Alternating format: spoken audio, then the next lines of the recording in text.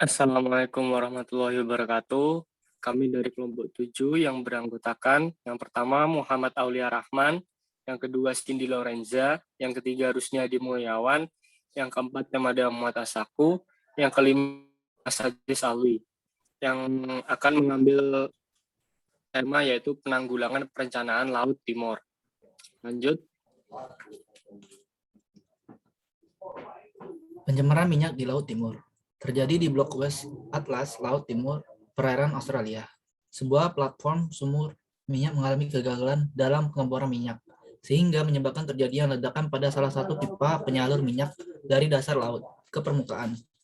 Tumpahan minyak tersebut meluas hingga ke perairan Celah Timur atau Timor Gap, yang merupakan perairan perbatasan antara Indonesia, Australia, dan Timor Timur. Pencemaran minyak di Laut Timur ini terjadi pada tanggal 29 Agustus 2009 dan terus berlangsung selama 74 hari. Dampak yang ditimbulkan dari tumpahan minyak di timur, yang pertama yaitu penurunan jumlah ikan dan kerusakan ekosistem laut. Penurunan kuantitas dan kualitas organisme laut seperti penurunan jumlah ikan, kematian terumbu karang, rumput laut, dan mangrove, serta pertumbuhan abnormal pada ikan yang menimbulkan kerugian sosial dan ekonomi terhadap masyarakat sekitar. Dapat dilihat pada gambar di samping akibat dari tumpahan minyak. Yang kedua, yaitu penurunan kegiatan budidaya tiram mutiara. Berlokasi di Desa Oebo, Kecamatan Roteh, Barat Daya, yang mana kegiatan budidaya dilakukan oleh PMA, yaitu Sivi Hero. Kematian tiram mutiara akibat dampak tumpahan minyak terjadi dalam rentang bulan September hingga November tahun 2009. Dengan jumlah mortalitas benih mutiara sebanyak 9.642 ekor. Kemudian itu ada dampak yang ketiga,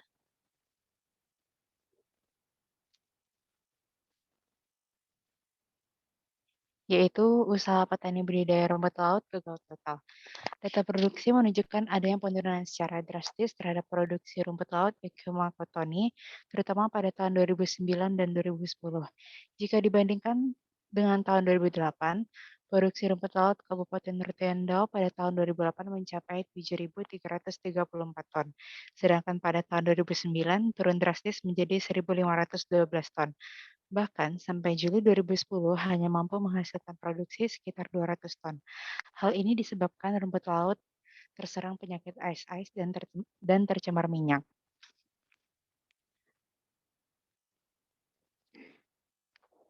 Lanjut.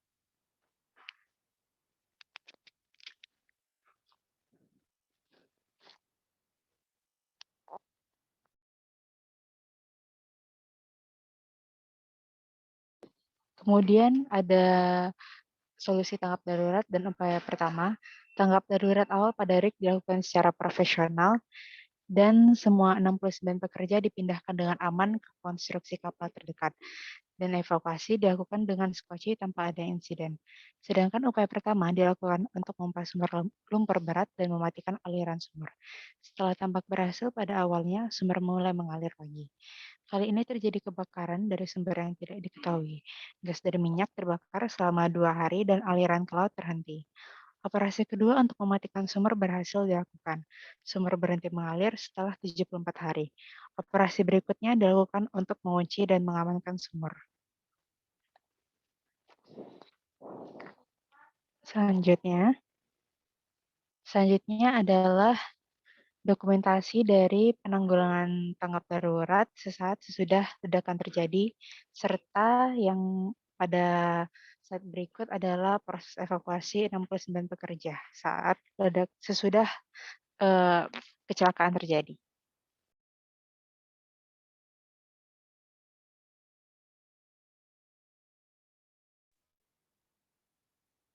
Kemudian ada upaya selanjutnya yaitu dispersan. Langkah awal dalam meminimalisir risiko tumpahan minyak adalah dengan melemparkan dispersan untuk meningkatkan evaporasi secara alami dan pelapukan minyak. Berdasarkan data yang dihimpun dari Montara Commission Injury Report, digunakan 7 zat dispersan sebagai berikut. Yang pertama itu adalah Siligon LS dengan jumlah 63.415 liter. Selanjutnya Siligon LTSW 38.000 liter, Tergo R 40.000 liter, Shell VDC 5.000 liter, Corexit isi 9.500 17.000 liter, Corexit isi 9.527A 27.720 liter, dan Ardox 6.120 sebanyak 32.000 liter. Next. Selanjutnya yaitu ada boom and skimmers. AMSA atau Australian Maritime Safety Authority menggunakan alat boom untuk melokalisasi dan skimmer untuk mengumpulkan tumpahan minyak. Bisa dilihat seperti pada gambar di samping bagaimana mereka melokalisasi dan mengumpulkan tumpahan minyak yang ada di lautan. Next.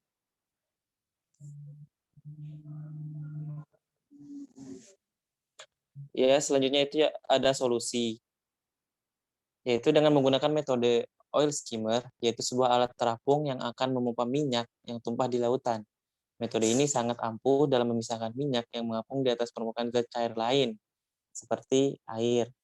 Bisa dilihat pada gambar bagaimana tumpahan minyak mengapung dan dibatasi oleh pelampung supaya tidak terceceran ke perairan yang lain.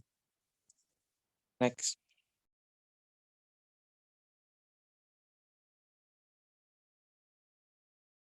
Selanjutnya adalah pengendalian sumur. Dilakukan dengan menutup dan menghentikan segala kegiatan operasi sumur utama dan membuat pengeboran sumur pelepasan yang baru dengan sensor untuk mengarahkan pengeboran dari sumur tersebut agar mendekati sumur pertama yang bocor. Berikut adalah gambar dari pengendalian sumur itu sendiri. Diambil dari sumber PDT-EP. Lanjut.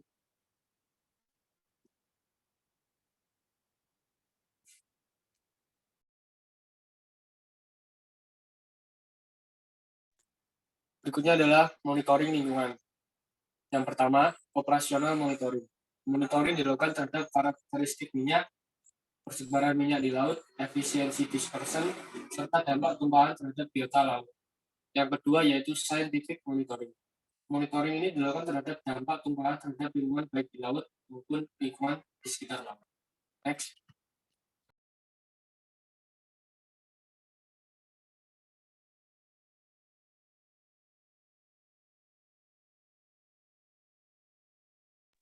Berikut adalah referensi untuk bahan diskusi kami dalam merancang PPT ini. Sekian dari kelompok 7. Kurang lebihnya mohon maaf. Wassalamualaikum warahmatullahi wabarakatuh.